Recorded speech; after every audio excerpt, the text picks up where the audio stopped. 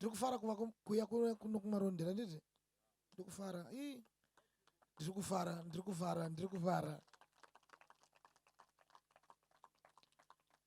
Alright, ndira kumukuverengera shoko raMwari mbichana panapa nditika.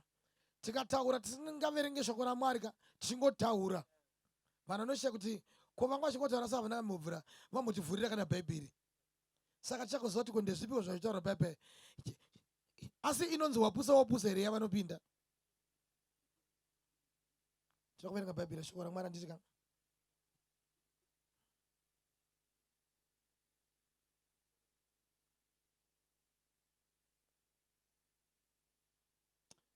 Genesis chapter 6.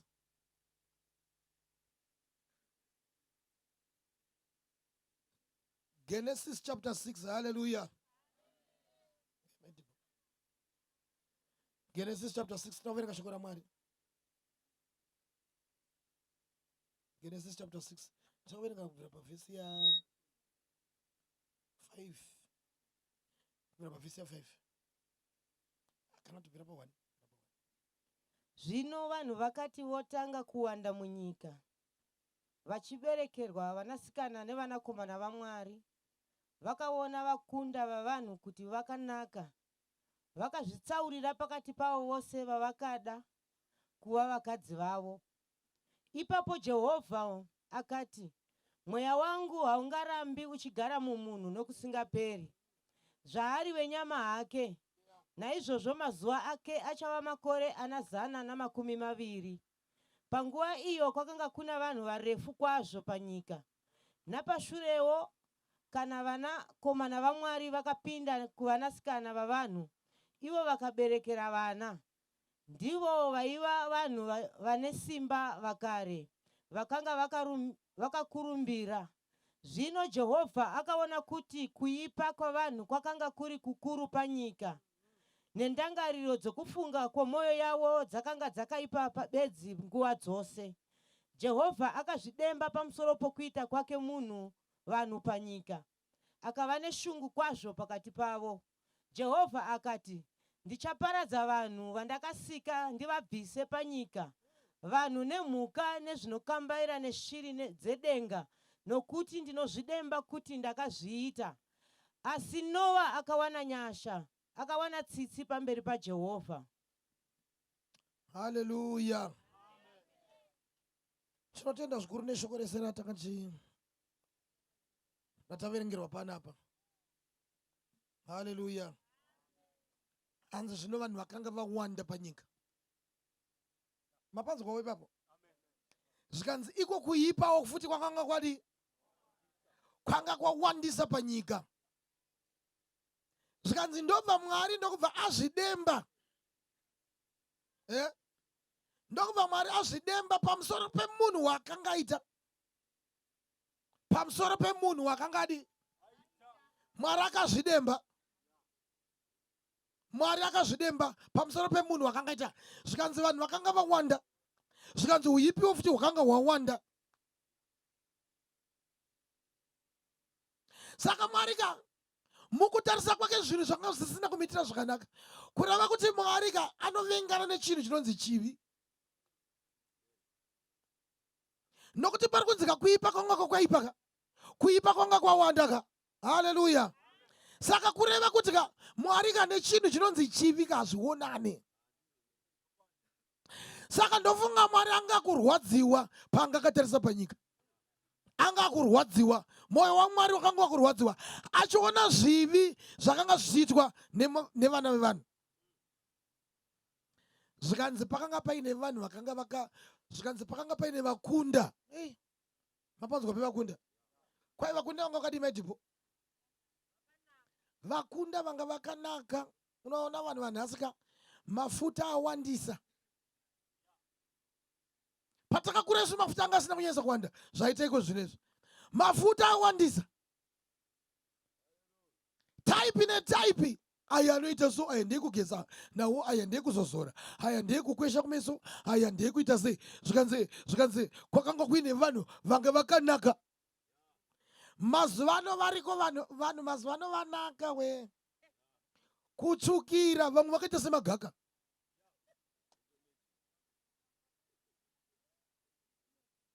vamwe vari kugadzirwa vachiwedzerwa nemafuta kunaka zvokuti ukamuona soka unoshaya kuti mwana wevanhu uyu anodya here kana kuti haadyi.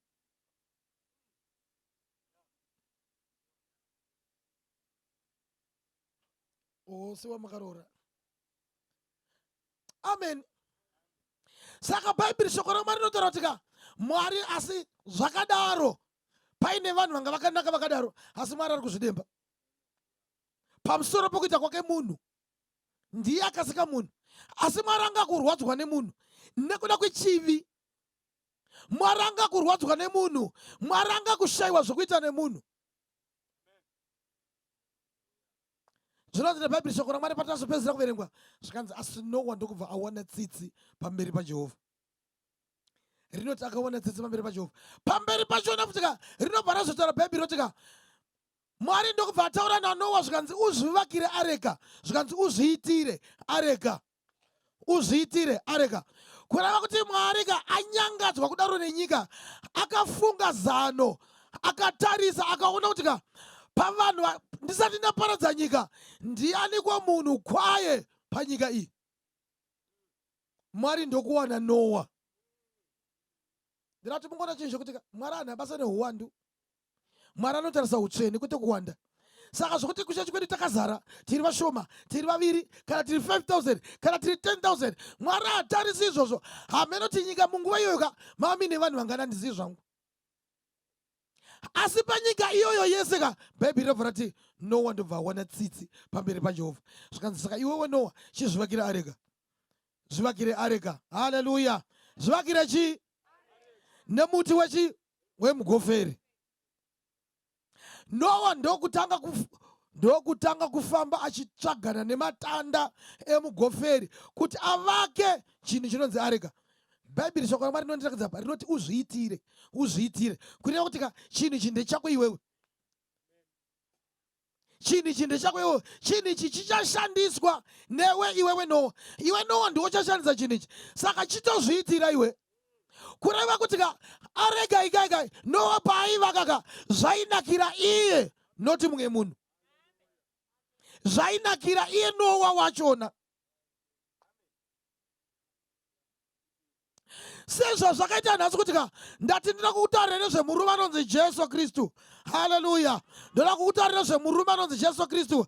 Bhaibheri shoko raMwari pana John chapter 14 pavhesi ya6 zvanzi naiye Jesu wachona zvikanzi ndini nzira. NaJesu zvikanzi ndini nzira, ndini chokwadi, ndini upenyu. Zvikanzi hakuna munhu anoenda kuna Baba. Kureva kuti hakuna munhu anoenda kudenga. Hakuna munhu anoenda kuna Baba. Zvikanzi asi nekwandiri. Kureva kuti munhu wese achibva pano panyika hakuna kwaanosvika asina kutanga aona murume uyu anonzi Jesu. Murume anonzi Jesu ndiye murume waunoona. Haleluya.